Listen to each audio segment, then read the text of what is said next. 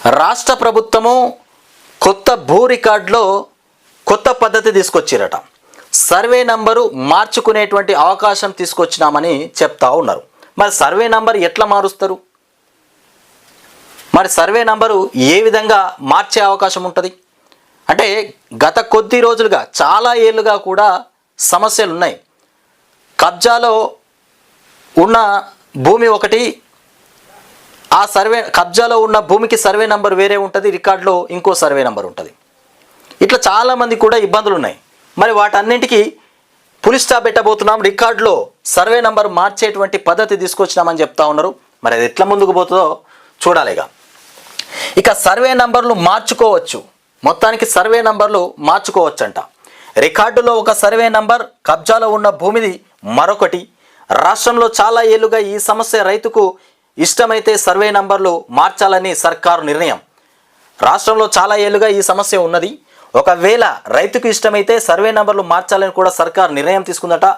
సరికొత్త పద్ధతికి శ్రీకారం చుడుతున్న కాంగ్రెస్ ప్రభుత్వం, సర్వే నంబర్ మాత్రమే మారుస్తాం, భూ విస్తీర్ణం మార్చబోము అంటూ పొంగులేటి చెప్తున్నటువంటి అంశాలు. ఇకపోతే అందరికీ తెలిసేలానే మార్పు కూడా చేస్తామని చెప్తా ఉన్నారు. మరి ఇందులో కూడా ఎన్ని అవకతవకలు జరుగుతాయో అందరికీ తెలిసే విధంగా మారుస్తామంటా ఉన్నారు. రికార్డుల్లో సర్వే నంబర్ల మార్పు కార్యక్రమాన్ని పద్ధతి ప్రకారం చేయాలని కూడా రెవెన్యూ శాఖ నిర్ణయించింది. భూమి ఓ సర్వే నంబర్లో ఉండి రికార్డుల్లో మరో సర్వే నంబర్ ఉంటే ఆ రెండు సర్వే నంబర్లలోని మొత్తానికి రైతుల్లో ఎవరైనా రెవెన్యూ శాఖకు దరఖాస్తు చేసుకోవాల్సి ఉంటుంది. అప్పుడు రెండు సర్వే నంబర్లలోని రైతులకు వారం రోజులు నోటీసులు రెవెన్యూ యంత్రాంగం ఇస్తుంది.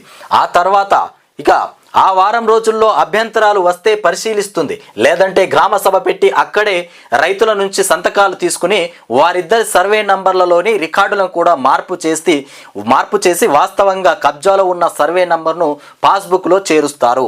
ఏ సర్వే నంబర్ సమస్య ఒకే రైతుకు ఉంటే ఆ రైతుకు నోటీసు ఇచ్చి ఆ తర్వాత రికార్డు మారుస్తారు. అయితే ఇక్కడ సర్వే నంబర్ను మాత్రమే మారుస్తామని, ఎట్టి పరిస్థితుల్లోనూ భూ విస్తీర్ణాన్ని మార్చబోమని కూడా రెవెన్యూ శాఖ మంత్రి పొంగులేటి శ్రీనివాసరెడ్డి వెల్లడించినటువంటి అంశాలు.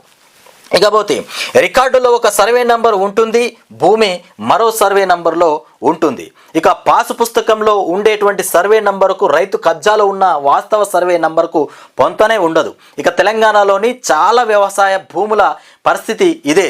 ఇప్పుడు సమస్యను శాశ్వతంగా పరిష్కరించేందుకు రెవెన్యూ వ్యవస్థలో నూతన కార్యక్రమానికి ప్రభుత్వం శ్రీకారం చుడుతోంది.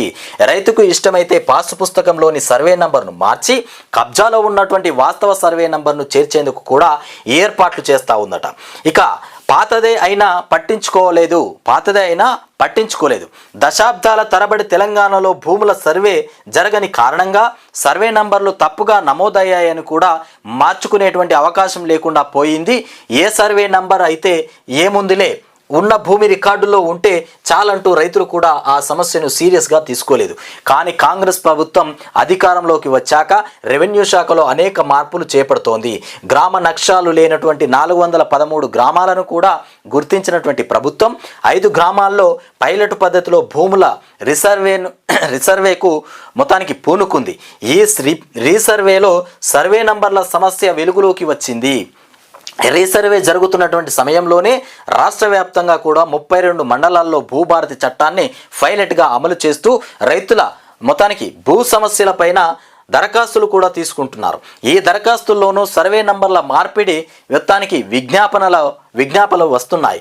ఈ నేపథ్యంలో రైతుకు ఇష్టమైతే తన పాసు పుస్తకంలోని సర్వే నంబర్ను మార్చాలని కూడా నిర్ణయించినటువంటి అంశం. ఇది కథ.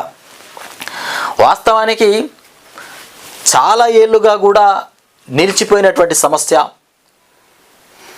రికార్డులో ఒక సర్వే నంబరు, కబ్జా మీద మరొక సర్వే నంబరు. ఈ తిప్పలు అందరి రైతుల్లో ఉన్నాయి. చాలామంది రైతులకు ఈ సమస్య ఎదురవుతూ ఉన్నది. కానీ ఇంతవరకు కూడా దీనికి ఫుల్ స్టాప్ పడలేదు. మరి ఇప్పుడు ఈ సమస్యను మొత్తానికి అధిగమించాలే భూభారతితోని. ఏదైతే భూభారతి పైలట్ ప్రాజెక్టు నిర్వహించారో ఆ పైలట్ ప్రాజెక్టులో వచ్చినటువంటి దరఖాస్తుల్లో ముఖ్యమైనటువంటి భాగం ఇదని చెప్తా ఉన్నారు. మరి ఇది సాధ్యమవుతుందా? మరి ఖచ్చితంగా రైతు ఒప్పుకుంటే మాత్రమే ఈ సర్వే నంబరు మారుస్తామని కూడా చెప్తా ఉన్నారు. ఇక ఇద్దరికీ కూడా ఒప్పందం అయితేనే భూమి సర్వే నంబర్లో ఉండి రికార్డులో మరో సర్వే నంబర్ ఉంటే ఆ 2 సర్వే నంబర్లోని రైతులు ఎవరైనా రెవెన్యూ శాఖకు దరఖాస్తు చేసుకోవాల్సి ఉంటుంది. పద్ధతి ప్రకారం చేయాలి. రెవెన్యూ శాఖ భూమి సర్వే నంబరు ఇది